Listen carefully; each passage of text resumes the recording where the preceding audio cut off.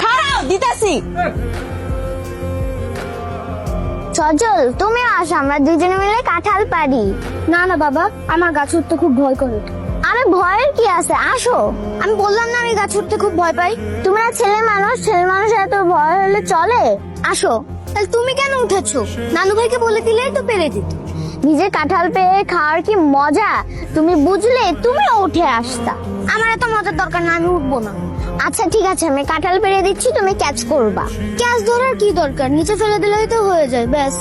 আরে বোকা, নিচে ফেলে দিলে তো ফেটে যাবে। আচ্ছা ঠিক আছে, নিচে ফেলে দাও, আমি ক্যাচ ধরতেছি। আবার আমার মাথায় যেন না পড়ে। রেডি তো?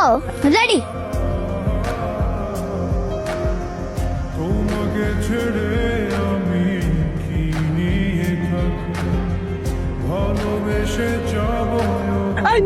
আপনি আমার মাথায় কাঁঠাল ফেলেন কেন?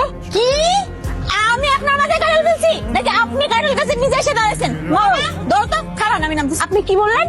আমি আপনার মাথায় কাঁঠাল ফেলছি নাকি আপনি কাঁঠাল গাছের নিচে এসে দাঁড়াইছেন? আপনার জন্য আমার কাঁঠালটা নষ্ট হলো, কি বানা? বাবা, এই ছেলে এখানে কিভাবে আসলো?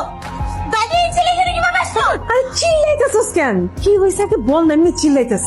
এই ছেলে তুই চিনস কিভাবে? এই ছেলে হচ্ছে গোয়েন্দা বিভাগের লোক। আমাদের গ্রামে আসছে, গ্রামের সব খবর চুরি করে নিয়ে শহরে পাচার করে। এই আপনি এইসব উল্টাপাল্টা কি বলছেন? হ্যাঁ, এখন সবাই আমার সম্পর্কে কি ভাববে? তুই তো খোঁজ খবর নিয়ে আমার বাড়িতে চলে আসছেন সুরসুর করে। ও আচ্ছা, বুঝছি। আমার বাবা মাকে মনে হয় এতক্ষণে বুঝেও ফেলছেন যে আপনি খুব ভালো একটা মানুষ, তাই না? কিন্তু কোনো লাভ নেই, আমি তো জানি আপনি একটা এক নাম্বারের বজ্জাত লোক। তুই আইসো, খুব ভালো হয়েছে ভাই, খুব ভালো হয়েছে। আমি খুব খুশি হয়েছি, খুব শান্তি পাইছি। ও আচ্ছা, তুমি সেই সজল্লা। ইচ্ছা করে তুমি তোমার পরিচয় আমার কাছ থেকে লুকাইছো।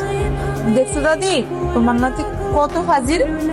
এই, আমি ফাজিল নাকি তুমি ফাজিল? হ্যাঁ, মেয়ে মানুষ হয়ে গাছে গাছে বাদরের মতো লাফাই বেড়া। ওই দিকে একটা আমের বাগান আছে, এত বিশাল বড় বাগান, আর পুরা বাগান ভর্তি আম ধরছে। তোমার দেখে অনেক ভালো লাগবে, চলো। প্লিজ প্লিজ, আমি মাফ চাই। আমি তোমার সাথে আর কোথাও যেতে চাই না। দেখা যাবে ওই আম দিয়ে ঢিল মেরে আবার আমার মাথার অন্য পাশ ফাটিয়ে দিয়েছে। সরি, আমি যাবো। শহরের মানুষ তোমার মতো ভীতু হয়, তোমাকে না দেখলে বোঝা যেত না। তোমাকে আমি নিয়ে যাবো, চলো। আসলে এখন বাদ দাও না, আমি যাবো না। তোমাকে আগেও বলেছি আমি এখানে ঘুরতে এসেছি। দেখো, একদম মিথ্যা কথা বলবে না। তুমি যেখানে ঘুরতে আসো নাই সেটা আমি ভালো করেই জানি। তার মানে তাহলে তো তুমি সবকিছুই জানো, আমার আর বলার কি দরকার? ফাইজলামি করো তুমি আমার সাথে, না ফাইজলামি করো আমার সাথে। দেখো, তুমি যদি এর কারণ না বলো, আমি তোমার সাথে একদম কথা বলবো না। আমি শুধু চাই দুই পরিবারের মধ্যে যেসব ঝামেলা আছে ওগুলো যেন ঠিক হয়ে যায়। ওগুলা যদি ঠিক হয় তারপরেই আমরা একসাথে থাকতে পারবো, আর তাহলে দাদিও খুশি হবে। কিন্তু এটা কিভাবে সম্ভব? আমি তোমাকে কথা দিচ্ছি, আমি যেহেতু এত দূরে চলে এসেছি, তোমাকে বউ না বানিয়ে আমি যাচ্ছি না। হ্যাঁ, তবে একটা কথা, তুমি আমার বউ হওয়ার পর আমার আর মাথা ফাটাবো না। আর এই যে গাছে চড়াচড়ি একদম বন্ধ। কত বছর হয়ে গেল আমার ছোট বোনটাকে দেখি না, ওরে একটু আদর করতে পারি না। তারপরে সজল যখন আমাদের বাড়িতে আসলো,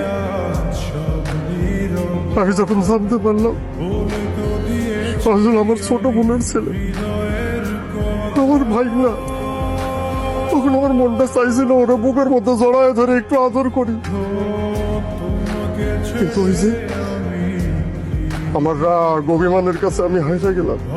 আপনার ছেলের যেহেতু কোনো অসুবিধা নাই, এই সম্পর্কটাকে মাইনে নিতেছে, আমার এখানে বলার কিছু নাই। আপনি যা বলবেন সেটাই হবো। সেলিম, বৌমা, তোমরা যে এই বিষয়টাকে মাইনা নিছো, এটাতে অনেক খুশি মা।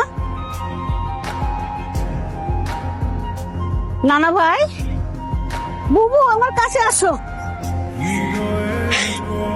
এই যে আমি তোমাকে দুজনের হাত এক করে দিলাম, এখন দুই পরিবারের একাত্ম করার দায়িত্ব তোমাকে।